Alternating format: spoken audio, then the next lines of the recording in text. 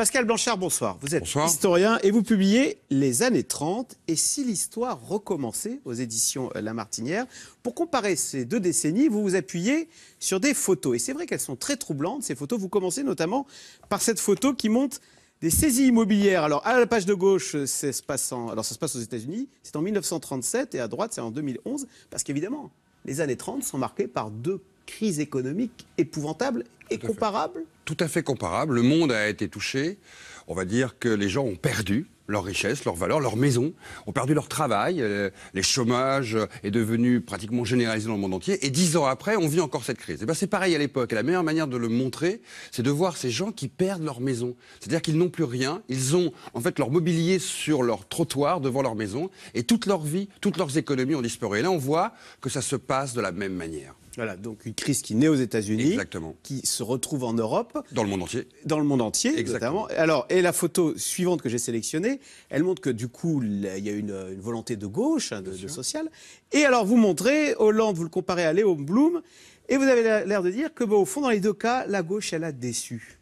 Son électorat. Elle a déçu notamment le monde ouvrier, qui a cru dans un discours de gauche de Blum, comme elle a cru dans le discours de Hollande de 2012, qui a donc voté pour ces candidats qui annonçaient des jours meilleurs, la fin de la finance, le combat contre la finance, l'ennemi juré, et qui, un an et demi après, dans les deux cas, se sont retrouvés avec des candidats qui ne correspondaient plus à l'attente de la classe ouvrière. Et la classe ouvrière, dans les deux cas, s'est retournée vers un nouveau type de candidat ou de candidate. Elle a abandonné la gauche parce qu'elle s'est consentie trahie. Et on y arrive, voilà, la montée des populismes, la montée de l'extrême droite. Ouais. Donc c'est l'image suivante. Alors, vous comparez avec l'extrême droite française, avec Jacques Doriot. Rappelez-nous qui c'est, Jacques Doriot. Jacques Doriot, c'est le chef du Parti populaire français, de gauche, là, créé en 1936, qui vient du Parti communiste, était le numéro 3 du Parti communiste. Et son discours spécifique, c'est de parler aux gens de gauche, aux classes ouvrières. Il est maire de Saint-Denis, c'est un homme de culture de gauche, il a été au Parti communiste pendant près de 15 ans. Donc il a un discours de gauche. D'une certaine manière, il arrive au nationalisme par, quelque part, une forme de communisme. Et donc il va avoir un effet très fort d'attirance pour les classes ouvrières.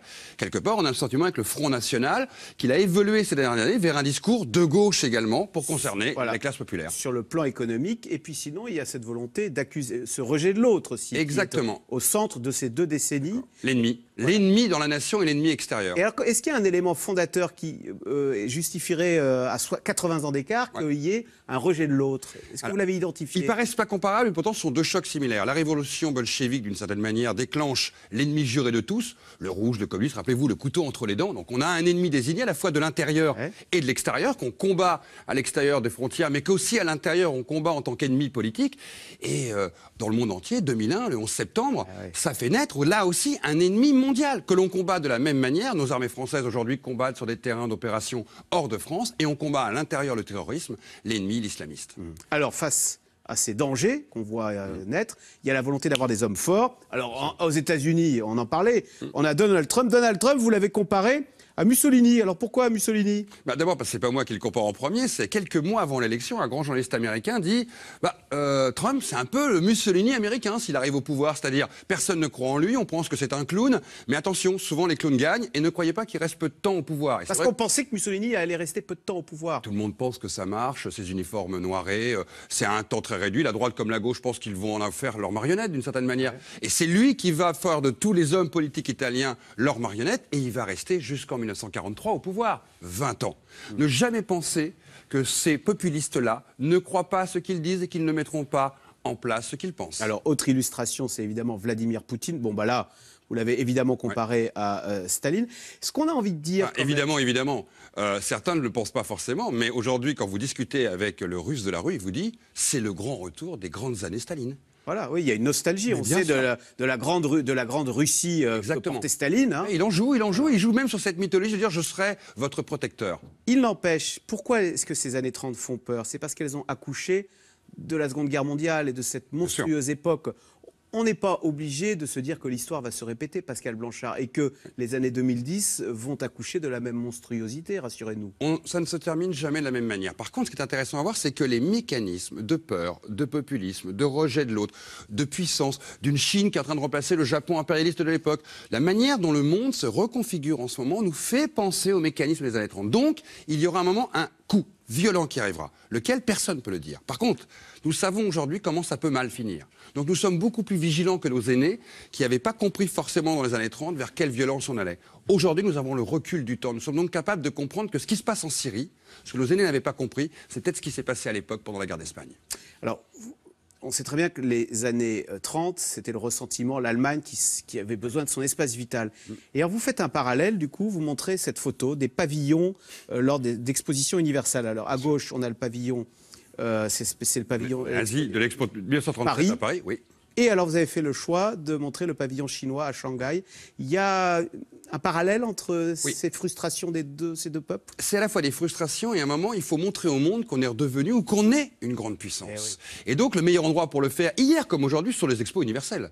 Et quand on organise son expo ou qu'on est dans une expo, il faut être le plus haut. Et d'ailleurs, Hitler fera augmenter de 12 mètres le pavillon nazi en 1937 pour qu'il soit bien le plus haut et surtout plus haut que le pavillon soviétique. Ils vont attendre que le pavillon soviétique soit terminé pour le relever le ciel. Et c'est là où on voit que c'est pas que de la mégalomanie. On envoie un message au monde. Et les Chinois ont fait le plus grand pavillon qu'on pouvait imaginer. On l'a tous oublié en 2012.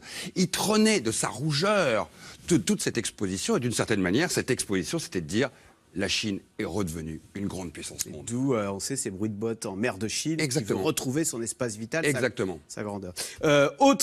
Cette frustration des peuples, elle se manifeste également aux JO. Alors là, vous avez comparé les JO de Berlin 1936 avec Sochi. Là aussi, on en parlait tout à l'heure, il y a une Russie qui s'estime malmenée un petit peu, qui estime qu'elle n'est pas considérée à sa hauteur. Exactement, puis elle veut montrer aussi à son peuple qu'elle est capable de faire comme les autres, d'avoir des Jeux Olympiques les plus chers de l'histoire, mais surtout, elle se donne à partir de ce moment-là le droit de retrouver une politique impérialiste. Je vous rappelle qu'après les Jeux de Berlin, c'est les Sudètes, c'est l'Anschluss et c'est la volonté hitlérienne de se constituer son espace vital, parce qu'il est redevenu une puissance, il a imposé au monde son droit. Et que fera Poutine juste après les Jeux de Sochi? Je vous le rappelle, c'est toute l'aventure qui va se dérouler, qui va se terminer avec la Crimée.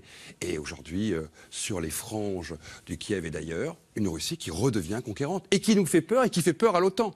Et le point de départ de tout ça, c'est Sochi. D'un seul coup, la Russie est de retour. Sa population soutient le chef, Poutine, et Poutine part à la conquête de nouveaux territoires. C'est troublant. Alors, vous avez trouvé des similitudes jusque dans les arts, jusque dans le cinéma. Alors, avec une affiche qui, là, pour le coup, on a l'impression que c'est un copier-coller. Exactement. On va la voir. Alors, à gauche, c'est King Kong. À droite, c'est La planète des singes. En quoi ces deux films témoignent-ils d'une crainte qui serait la même à 80 ans d'écart? La fin du monde. La fin du monde? King Kong, c'est d'un seul coup comment le monde sauvage, de sa surpuissance, va pouvoir effacer la modernité. Il monte en une Empire State Building, il attrape les avions, il tente de vaincre le monde tout en ayant un cœur d'homme, puisqu'il est amoureux de cette blonde. Et d'une certaine manière, homme, animal, on ne sait plus, mais il nous fait peur parce qu'il est autre, il n'est plus humain. Et la planète des singes, c'est quoi? C'est l'éradication d'un seul coup des hommes. Les hommes vont devenir les esclaves des animaux, tout simplement parce que nous n'avons pas su les respecter, nous n'avons pas su les protéger, donc ils se révoltent. Et dans les deux cas de figure, c'est la peur de voir notre monde se terminer. Rappelez-vous, dans le film La planète des singes, quand on voyait d'un seul coup la statue de la liberté qui n'avait plus que sa tête qui sortait du sable. La fin du monde, la fin de nos démocraties, la fin de notre modèle. Mais ce que vous expliquez, c'est que King Kong, c'est la sauvagerie qui nous menace. Exactement. Alors qu'aujourd'hui, dans La planète des singes, qu'est-ce qui est dans le film de dans La planète des singes, ce que l'on... C'est la génétique, oui, puis c'est la transformation d'une certaine manière. Nous sommes en train de manipuler l'homme comme les animaux. Donc demain, si ça se trouve, nos manipulations, c'est pareil sur le robot. Qu'est-ce que nous dit sur les robots? On a peur d'être submergé par cette intelligence artificielle, la science. La science va nous dépasser et quelque part, c'est le retour de Frankenstein, même époque. Voilà, c'est passionnant, c'est troublant. Les années 30, Pascal Blanchard, c'est aux éditions La Martinière. Merci. Merci beaucoup. Vous restez avec nous tout de suite. Caroline Roux, c'est dans l'air, qui revient sur l'horreur chimique en Syrie, avec des photos insoutenables d'enfants morts, plus de 30 enfants en tout. Donald Trump dénonce des actes odieux du régime d'Assad et menace d'une action unilatérale. C'est dans l'air est intitulé ce soir, Syrie, Trump découvre la guerre.